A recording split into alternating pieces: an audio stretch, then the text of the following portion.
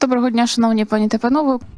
Good afternoon, ladies and gentlemen. Ukrainian Crisis Media Center continues its work, and we are happy to welcome everybody who is here in this room and who watch us on social networks and in stream. Hello, I'm Oleksandra. I'm director of the European-Ukrainian Energy Agency. This is the organization which unites the renewable energy generation companies which have invested more than 2.2 billion euros into Ukrainian renewable energy sector. Today, our discussion is devoted to the constitutional proceedings against renewable energy as Ukrainian phenomena. I'm happy to introduce Yaroslav Cheker, legal advisor to Arzinger Law Firm, Yulia Kyrychenko, co-chair of the board of the Reanimation Package of Reforms, and expert of constitutional law. Ksenia Smirnova, Dr.hab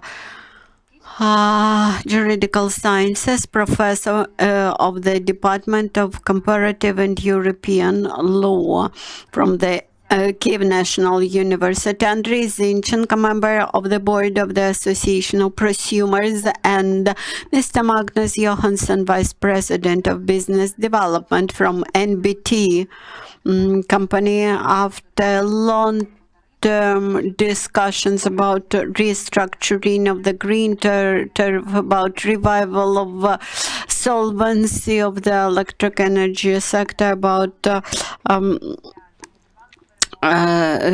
negotiations about June memorandum signing after amendments to the framework law on the renewable energy.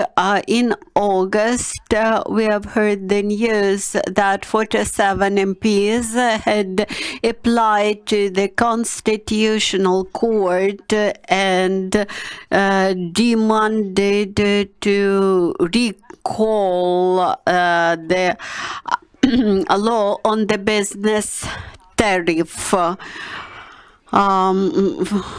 The law which was passed back in 2003. And today we will discuss with experts possible consequences for the sector after possible scenarios or verdicts which could be taken by the Constitutional Court. Thank you, Oleksandra. The mic goes to Yaroslav Cheker. Now, first of all, let us discuss that case which was filed to court, that application to court, and what it may bring to us. On July 17th this year, a group of MPs led by Mr. Dubinsky claimed to the Constitutional Court that based on the Constitution of Ukraine, the law of Ukraine on alternative energy sources should be recognized with the law prescribes that the network has to buy out all the green energy produced from renewable sources, and that the producer should be paid according to the green tariff. The Constitutional Court claim according to Article 75 of the law, the proceedings should not take longer than 6 months, but in reality it sometimes happens that this period is extended, and we will see how quickly the review would happen. On July 17th, the case was filed to court. In late July, it was appointed to the rapporteur judge. In early September, Association of the Renewable Energy Producers submitted their petition to the Constitutional Court that applicants of the petition united 90% of renewable energy producers in Ukraine. These were 3 associations. They requested to include them as an experts into the proceedings. Later on, the associations had received the news that the Constitutional Court proceedings would be held in writing, but the associations requested for partial oral hearings of the case.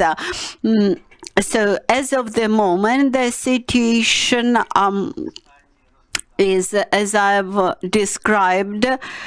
And now I suggest to discuss the potential outcomes and possible scenarios upon the decision of the Constitutional Court. For example, what may happen in case the law is considered void. So first of all, we should keep in mind that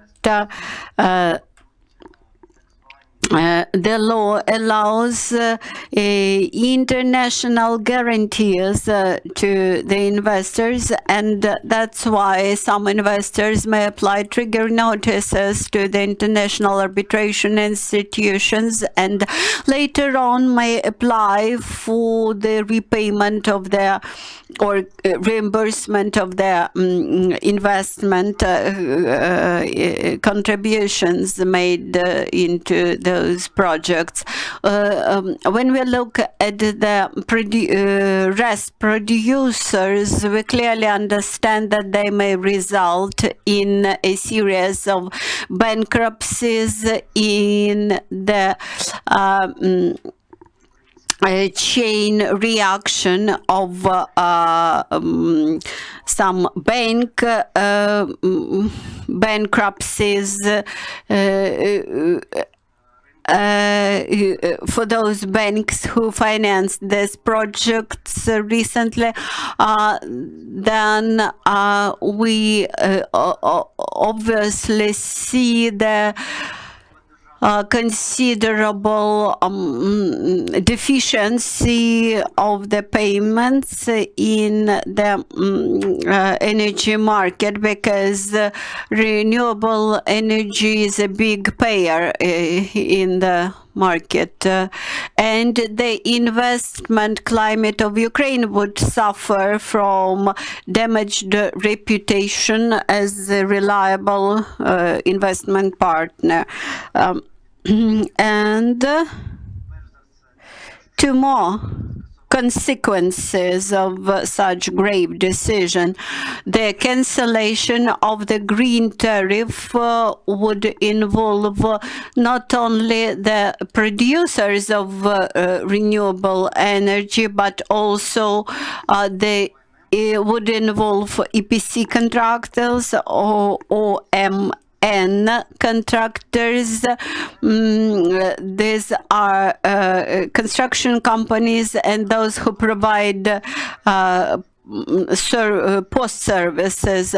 Also, they may result in bad financial consequences for the state banks, IMF, the Black Sea Development Bank, and other international banks which participated in funding of all those projects, and the cancellation of the green tariff of course would not allow to cut the electricity tariffs of population, and moreover a lot of jobs would be lost in result of the cancellation of the law on alternative energy sources and demolition of the renewable energy sector.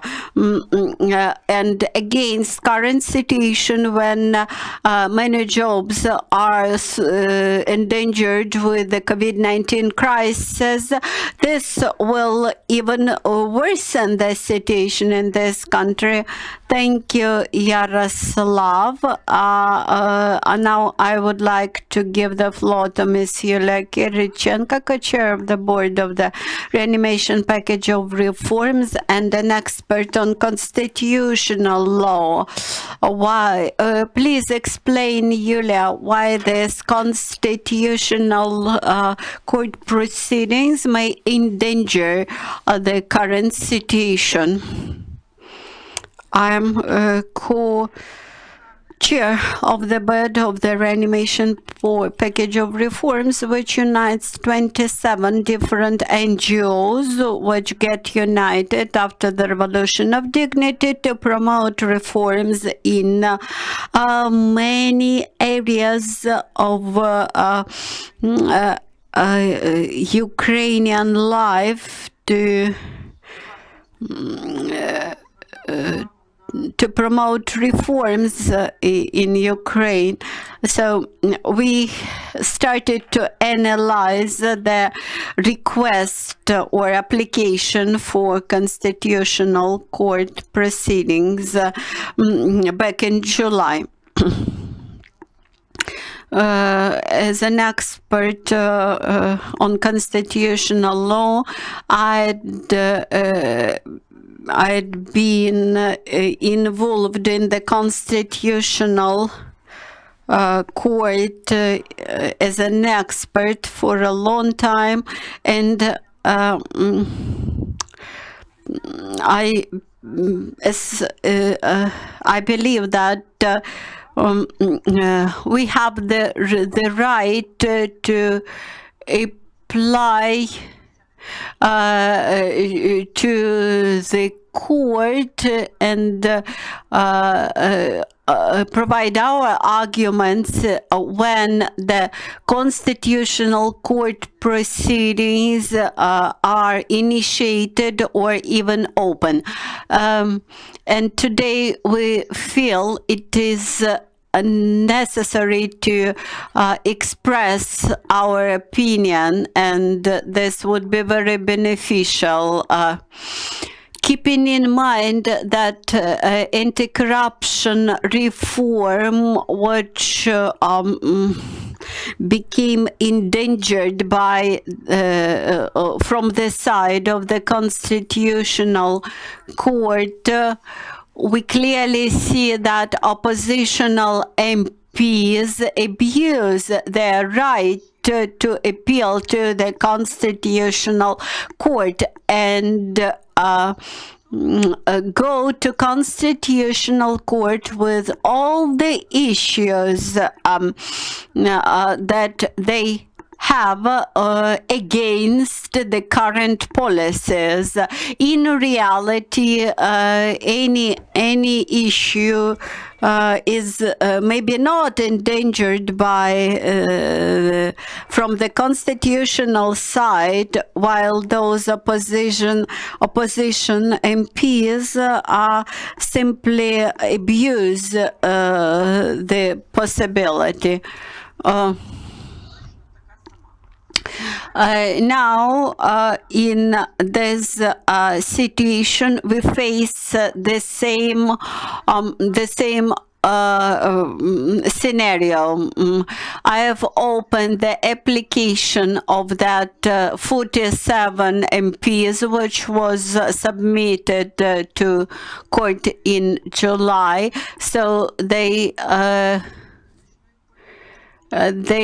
argue against the green tariff, which complies with Ukrainian investment. MPs keep saying that the application of the establishment of the green tariff at the level of the parliament is non-constitutional, while the tariffs should be established by the regulator.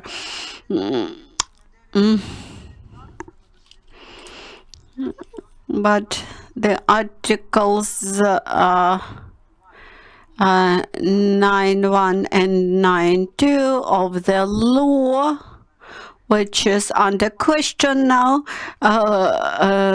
simply explain how the tariff should be set and are not established and monetary value by the parliament. On the other hand, the parliament used its right to establish some tariffs and rules in some specific cases. So the argument that the parliament breached its power and interfered in the powers of the executive authority is not true.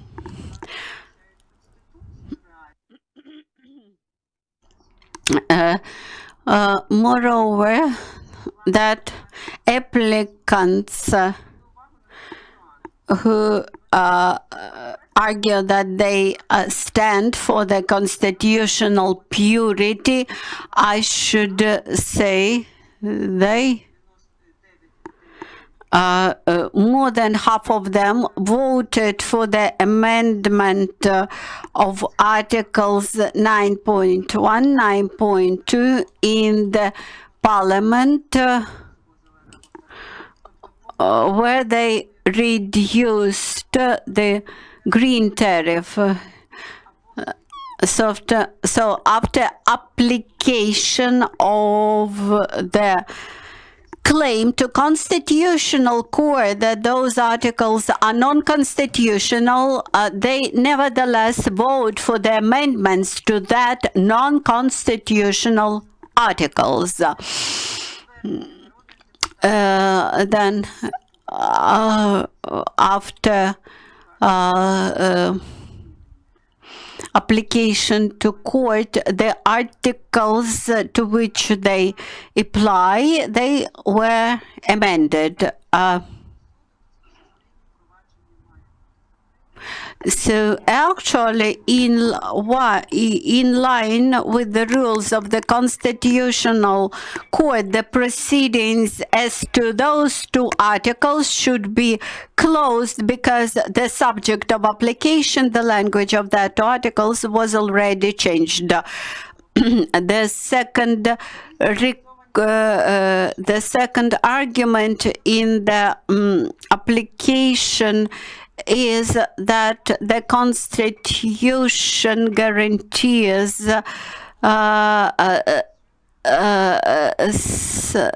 some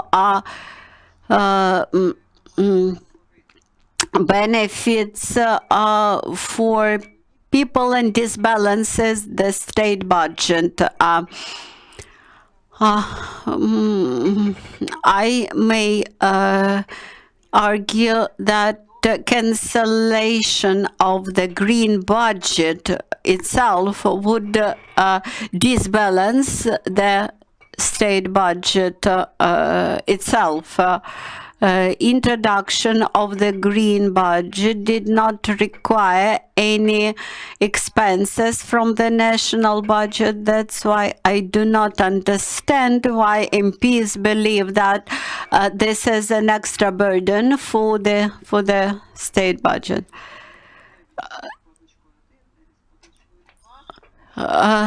Moreover,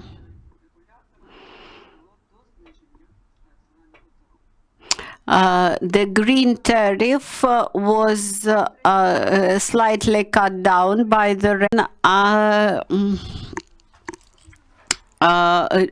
does not contain any grounds for serious review of this case in the Constitutional Court.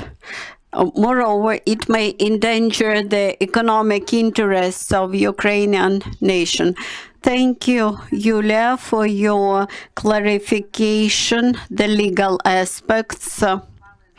I also would like to emphasize that the same MPs who voted for amendments to the law on alternative energy sources they applied to court only in July. 20% of the green tariff started to be covered from the state budget. Before that date, it was paid without involvement of the state budget. With this, I would like to give the floor to Ksenia Smirnova. I would ask you the same question about the constitutional aspects of the court application, whether this violates Ukrainian international obligations. Thank you so much for inviting me to this professional discussion. I should say that this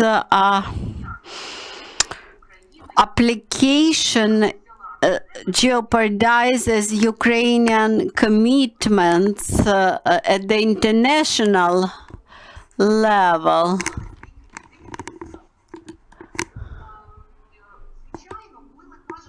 When we think about public policy in the renewable energy area, we come to conclusion that in Ukraine this is based on the international commitments of Ukraine. Since 2011, Ukraine had become the Ukrainian Energy Community member, and based on that membership, it has to transpose the European acquis into national legislation.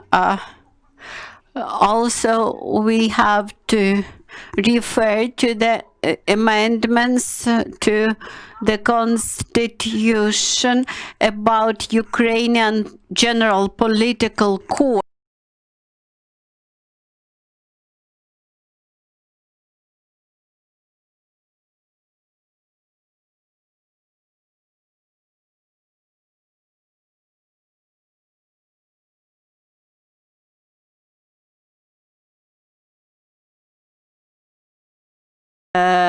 Which allow them to function in a single European system. All that transposition of the European acquis to Ukrainian legislation is envisaged by Ukrainian international commitments. All that are the provisions ex generales, while Ukraine has to develop its own ex lex specialis.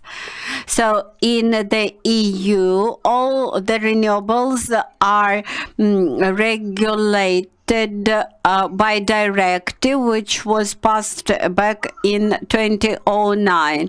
In 2012, Ukraine had passed the amendment to the association agreement, which contains the list of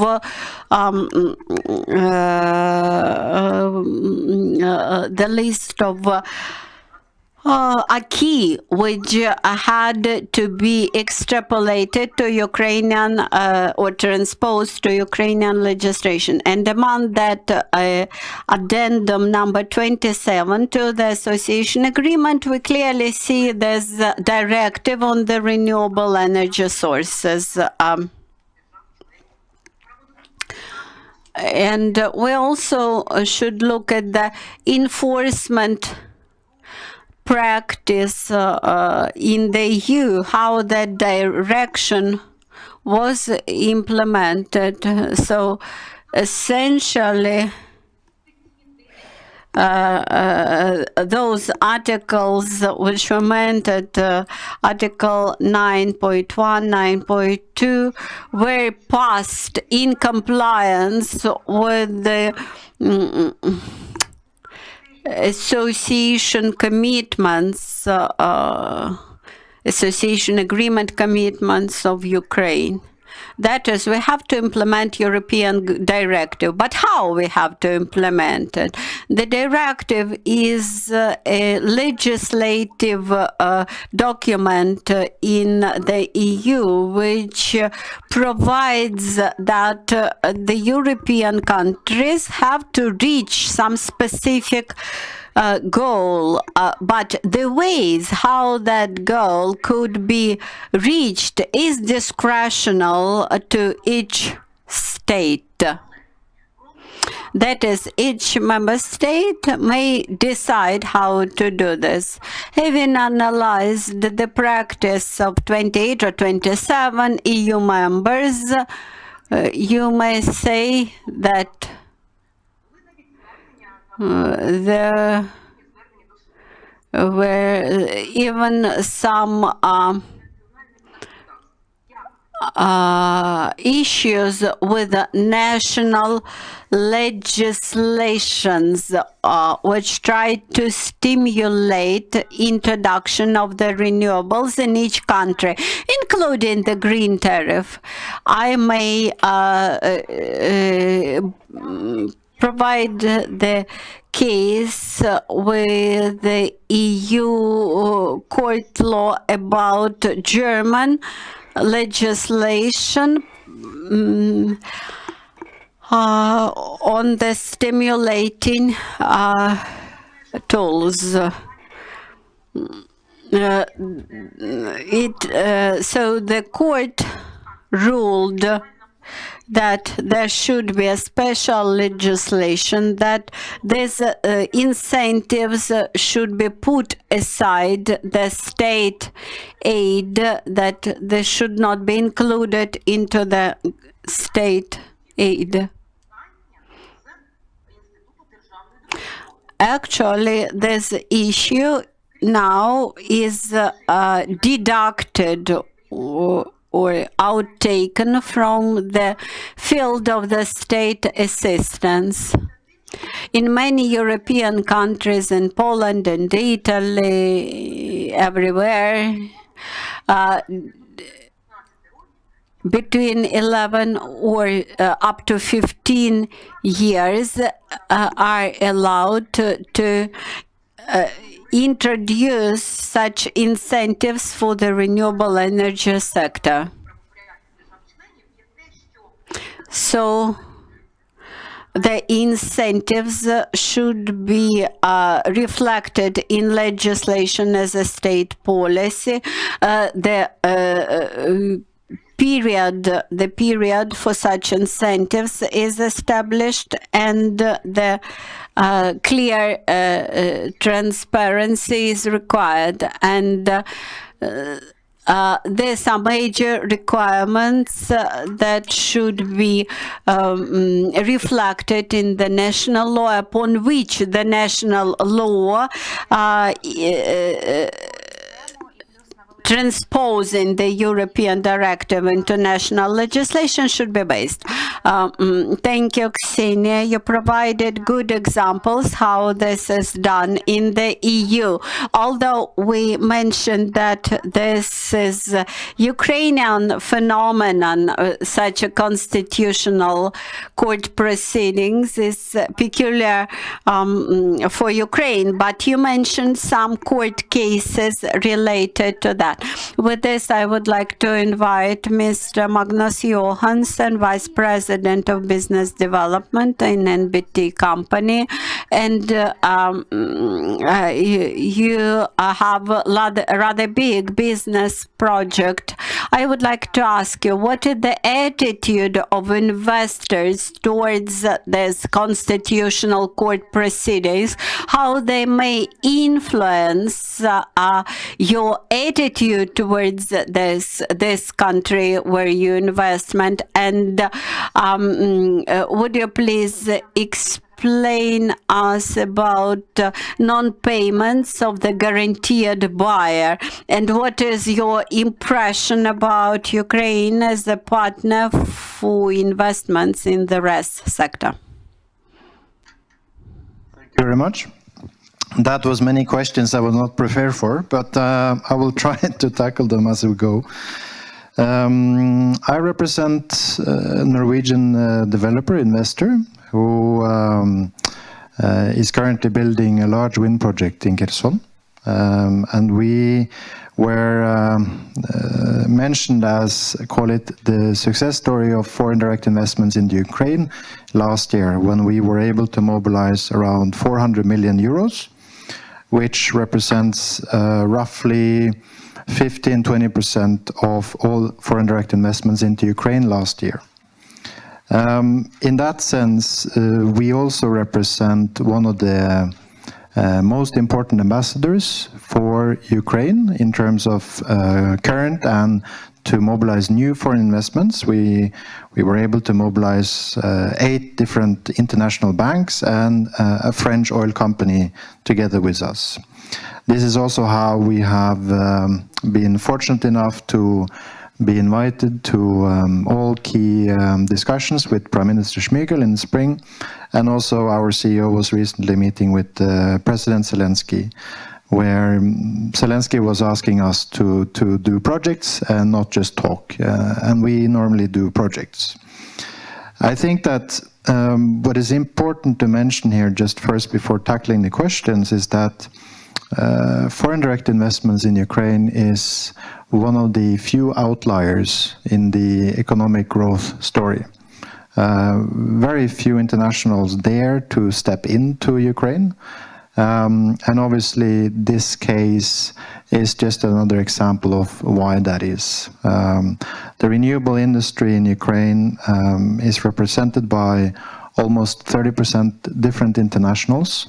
So this is not any longer a Ukrainian industry. This is a growing international industry. And it is one of the top 3 industries in Ukraine that has been able to bring foreign guests into the House of Ukraine. And obviously, when you ask about the attitude and how this influenced the reflections of internationals, I think I would just use a metaphor, and that is, you know, if you imagine the House of Ukraine and the President Zelensky stands on the porch and wave and invite foreign guests for dinner, and then at the same time he has, unfortunately, some loose dogs in the backyard who are chasing the guests. Obviously, new guests are not so keen to come to visit for dinner. And this is maybe just a simple way of explaining how these kind of cases feels for internationals. There's a reason why few have come in, and obviously if such cases continue to prevail, then few will continue visiting Ukraine. And I think that also the topic of the non-payment is very important, because we were discussing up and down the last half year or first half year before summer with different counterparties. I would say luckily we found a solid counterparty in Prime Minister Smygel and Acting Minister Buslavets, who both have done, in my impression, their best trying to find solutions for this market, or at least close to. And we were, of course, hoping that the signing of a contract between industry associations and the Prime Minister would be the final touch. So basically, when you sign a contract for a Norwegian like myself, that means you will do what you sign. Obviously, that has not happened so far, and what we hoped to achieve with the memorandum in this early summer was that you would avoid big problematics coming from internationals, as was mentioned by Yaroslav, in case of arbitrations, etc. And now with the non-payments, this risk obviously increases again, and I think what is very important to mention is that future installments of renewables in Ukraine at competitive prices will never happen if it continues to be like this. So I think as a last point, again, I like metaphors. If you think about Ukraine as a car, you're in point one, where you have a very old Soviet fleet of infrastructure, nuclear, coal, and grid that is mainly built many years ago.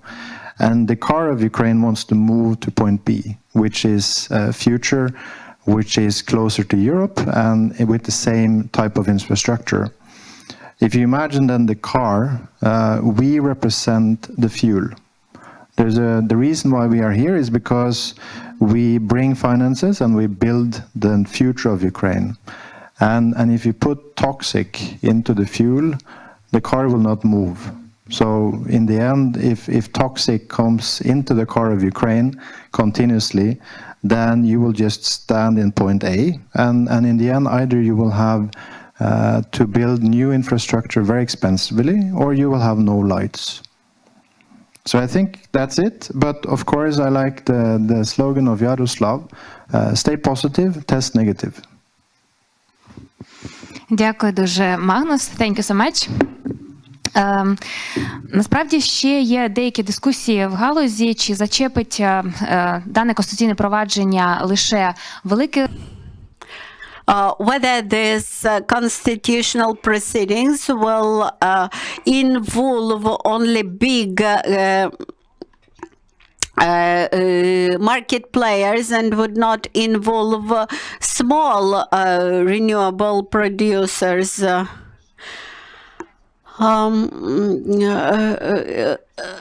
And I'm asking this question to Andriy Zinchenko, member of the board of the Association of Prosumers. Andriy, would you explain about your threats related to that constitutional proceedings? Our association was established last year when MPs from the previous parliament managed to block the payments and the possibility to develop home wind power installations who might produce some surplus, who may generate some energy and supply to the grid. So at that moment we understood that small producers of renewable energy were not protected, and we united into association. And in summer last year we managed to protect the interests of prosumers, and we drafted a law.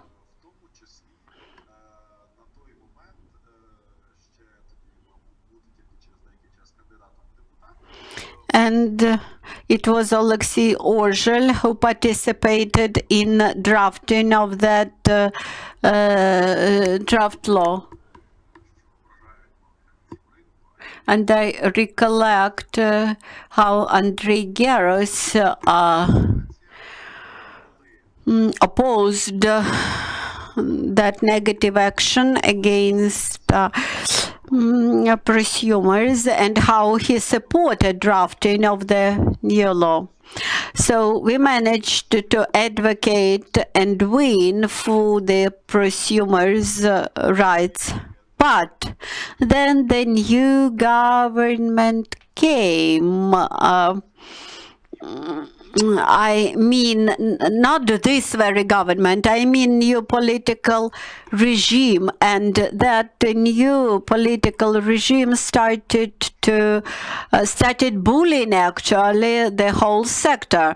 The last autumn, the situation was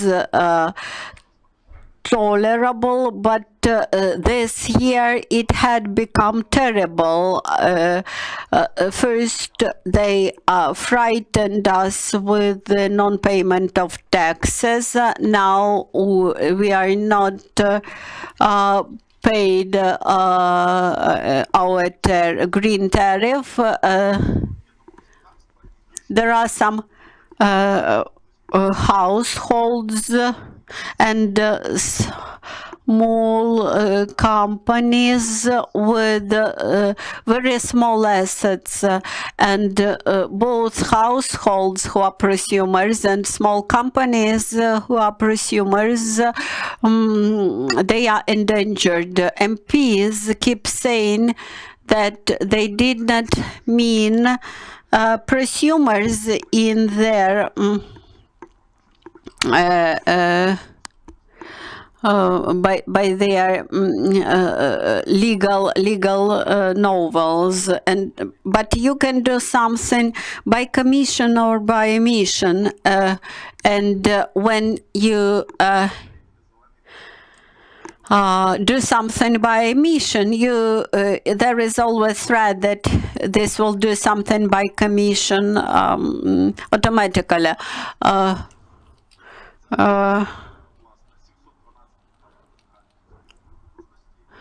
We have 27,600 of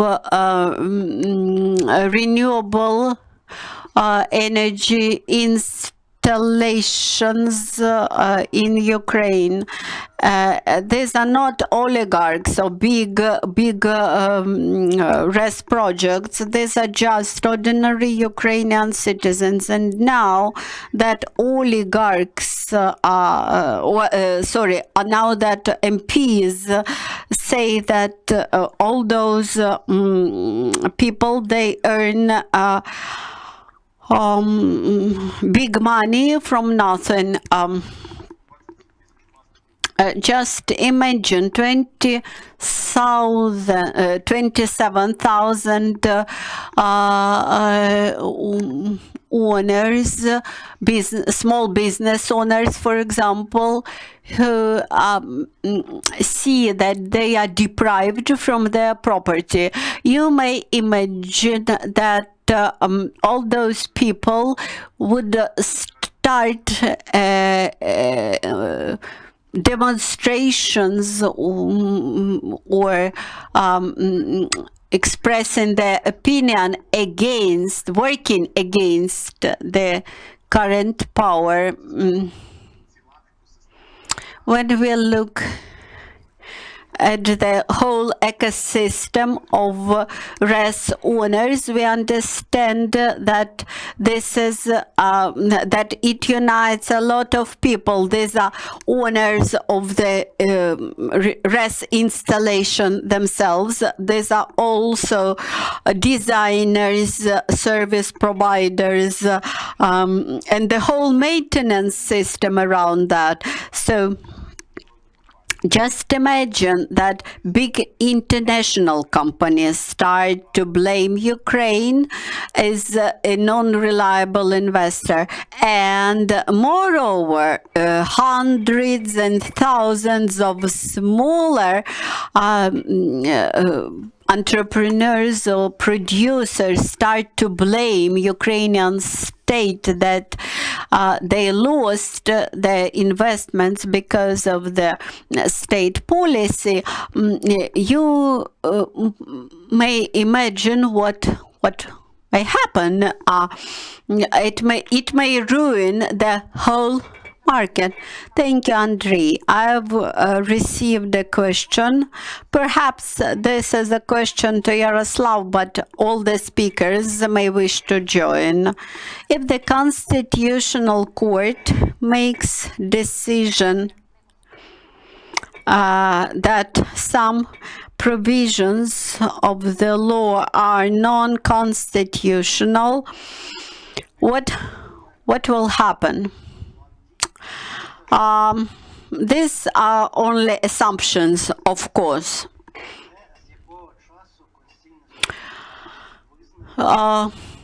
Much depends here from what moment in time the law is considered to be void.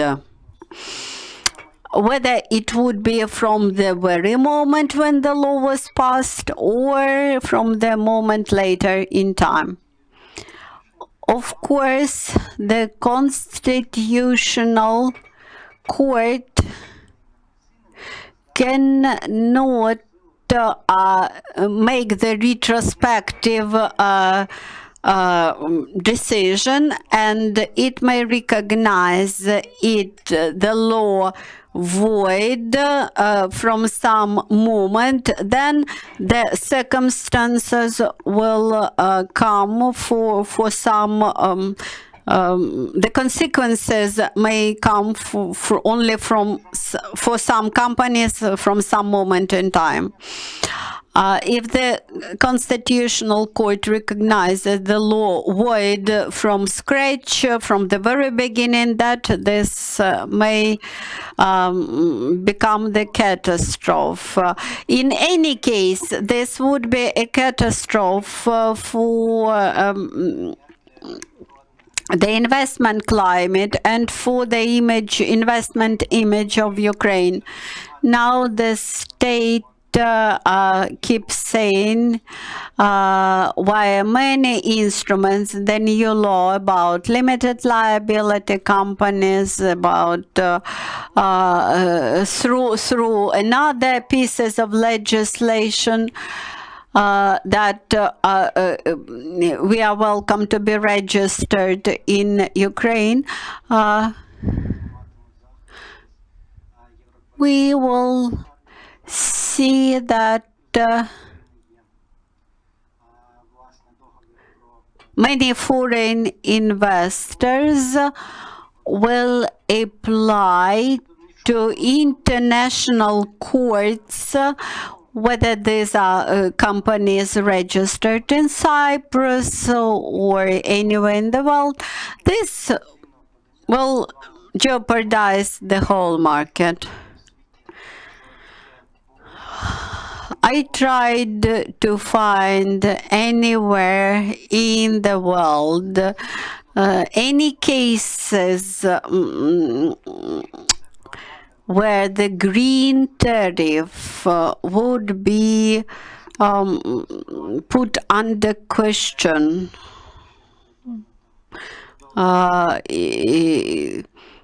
This creates a huge uncertainty. Even the existence, the appearance of such constitutional court application, this endangers the sector. And any investment bank assessing the risks when they get a loan application, they of course produce a negative decision immediately. And both big and middle term investors in this market may confirm that the market activity has dropped considerably now.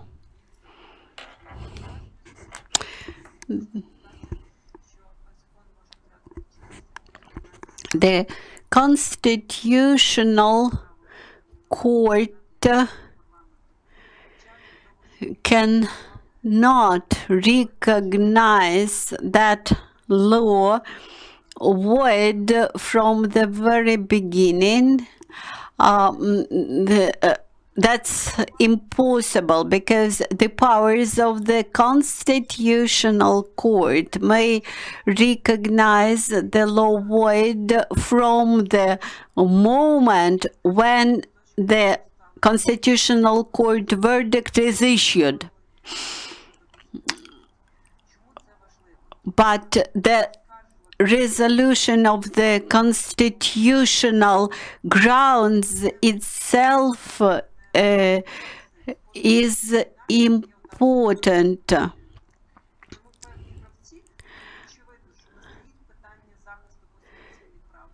In this situation, it is obvious that we do not face the non-constitutional actions of Parliament in general. We do not face any social problem or constitutional problem related to democracy. We simply face the situation when some business interests try to manipulate with the Constitutional Court. So we have to put an end to such manipulations with the only way to establish constitutional supervision in this country. I would like to draw your attention to the government's multiple statements about future bidding rounds on renewable energy amounts. This autumn, we had to see new bidding rounds for balancing capacities. This haven't happened yet. Maybe in some future this will happen. Well, in current situation, the question arises, who will come to these bidding rounds? Today, bankers do not allocate any money in general to the green tariff projects, to the renewable energy projects. Okay, let us assume that a year later we will try to introduce the bidding rounds for balancing capacities or for the renewable energy sources, and what we will see, no international businesses will come to that bidding rounds.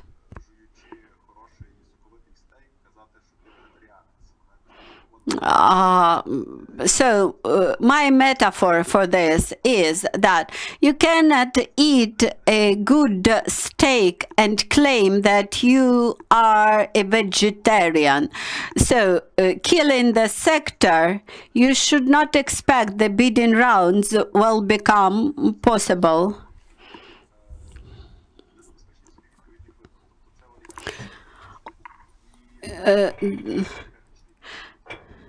The oligarchs perhaps will go to the international banking institutions or get access to the international financial sources to be able to participate in the future bidding rounds on RES capacities.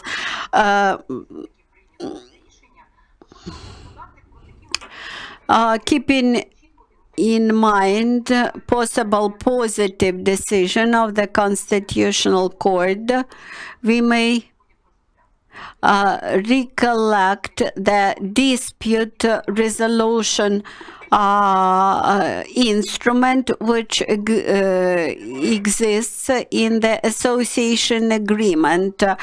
It is rather painful tool. The European Party may initiate that procedure,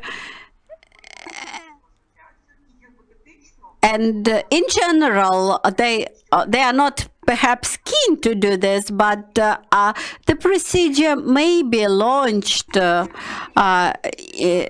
theory, and this may have economic consequences, and this may have very negative legal consequences for Ukraine. In case the arbitration procedure related to the association agreement is started.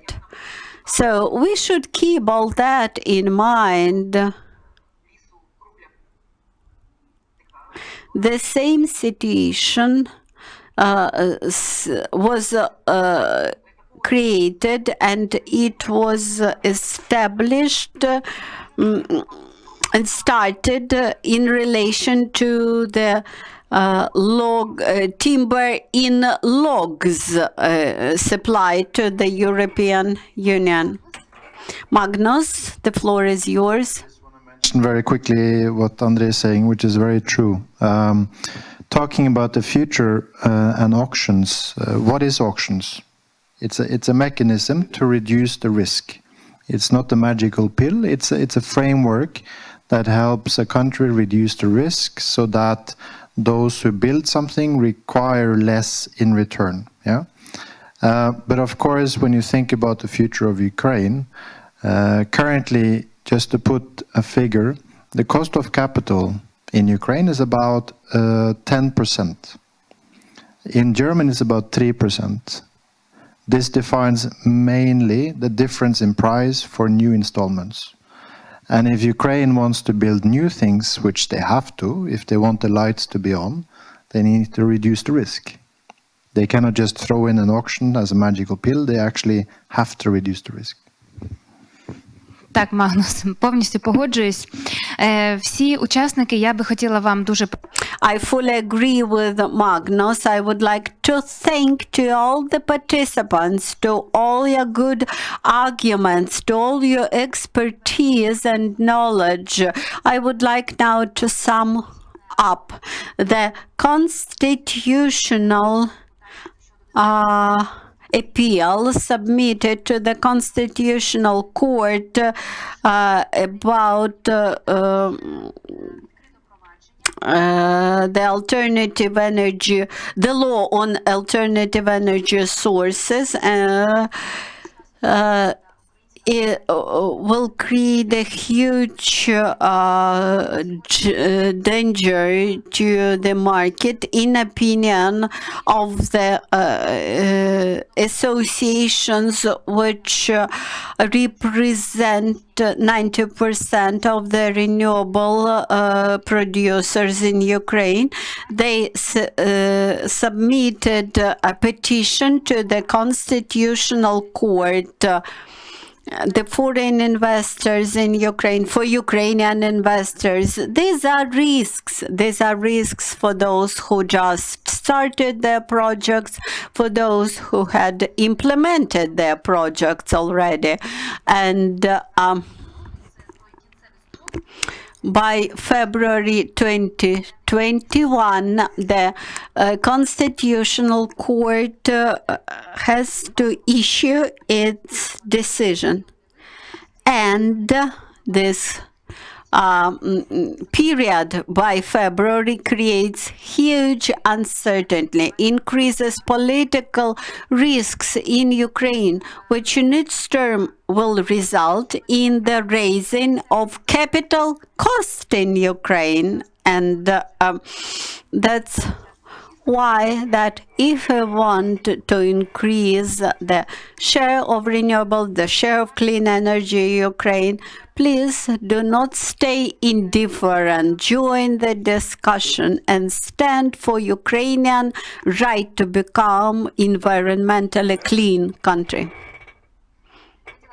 I would like to thank the Ukrainian Crisis Media Center for the platform for this discussion.